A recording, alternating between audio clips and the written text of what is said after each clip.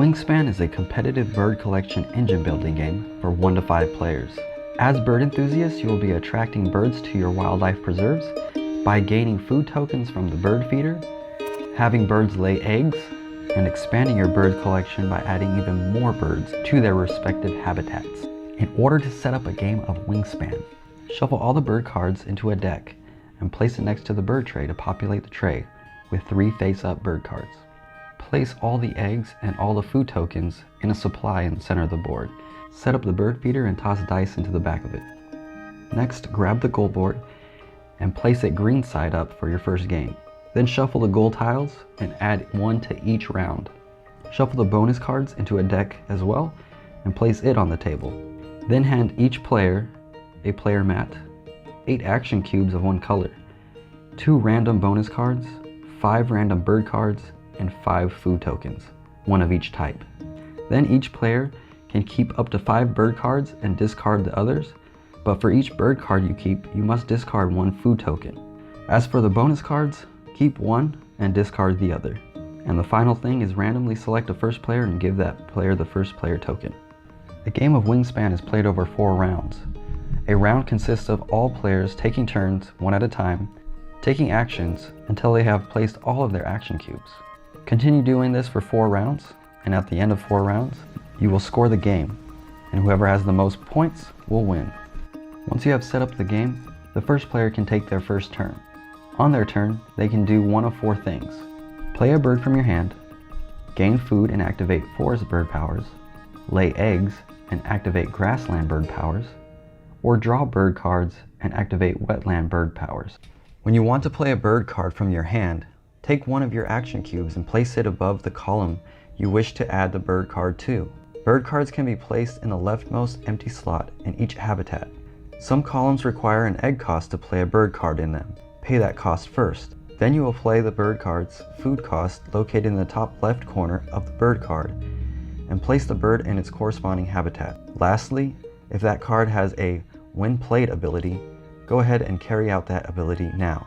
The second action you can take is to gain food and activate bird powers. When you want to gain food, take an action cube and place it on the leftmost empty space in the forest habitat, and then carry out the action in that space. For each die symbol in the action space, you will be able to take 1 die from the bird feeder and receive a food token of the shown die face. For the die face with the slash, choose 1 of the types of food, but not both.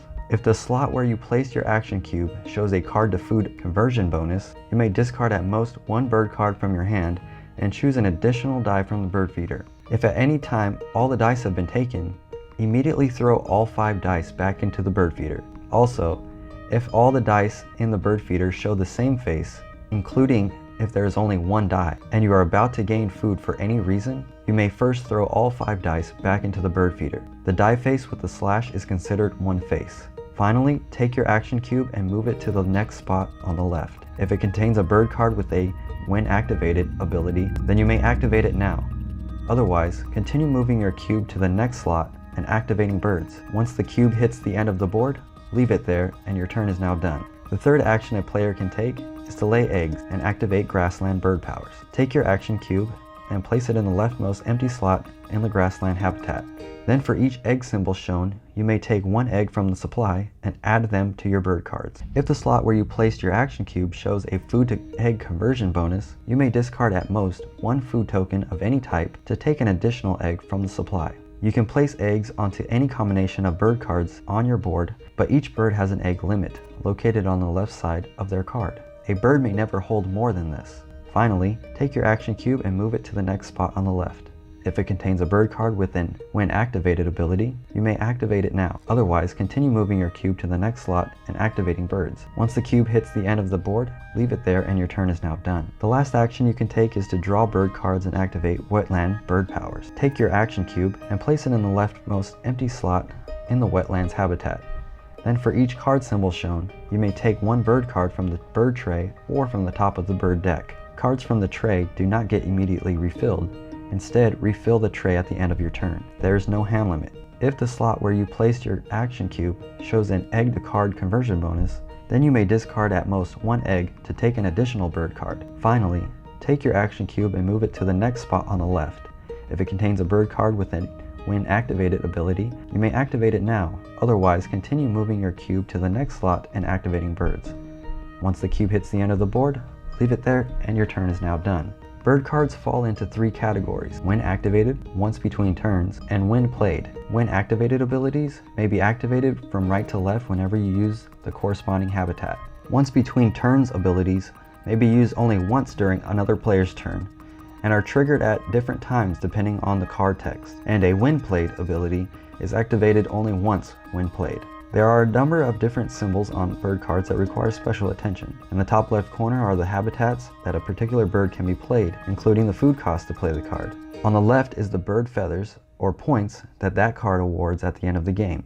This symbol is the nest type. There are 4 nest types: cavity, ground, bowl, and sticks. The star icon is wild for any of the other types of nests. The number of egg icons is this bird's egg limit, and on the right side is this bird's wingspan. Once all players have used all of their available action cubes, the round is over. At the end of each round, each player will remove their action cubes from the board. Then, score the end of round goal. Discard all face-up bird cards on the bird tray and replenish them. Then pass the first player token to the left. The end of round goals are based on how many birds or eggs you have in a given habitat or nest type. To indicate the points you score from that goal, each player must place an action cube on the goal board, even if you score 0 points. The board has 2 sides, each using a different scoring method. Green is the default, but blue is good for new players. At the end of the round, count your quantity of the targeted item. Players compare their results and place their action cubes based on their rank order. If players tie, place both cubes on the tied space and do not award the next place. At game end, you will add the points for that place and the next place. Then divide the number of players who tied and round down. 4th place scores 0 points. You must have at least one of the targeted items to score points for a goal. If you finish 4th or 5th place, you must still place an action cube on the goal board in the space marked 0. For the blue method, at the end of the round, count your quantity of the targeted item. Score 1 point for each item, with a maximum of 5 points. Use an action cube to mark your score on the goal.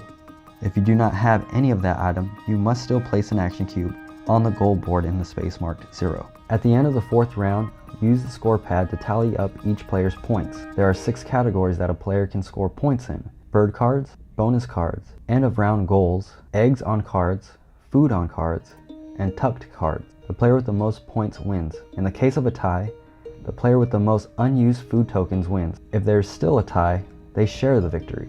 Thank you for watching this video, and I hope you enjoy Wingspan. I have an unboxing of Wingspan on my channel as well, so be sure to check that out. And if you enjoy this content, make sure you subscribe, like this video. I'll be updating regularly, so come back for more. Also check me out on Instagram at @the_boardgameaholic. Thank you very much, and have a wonderful day.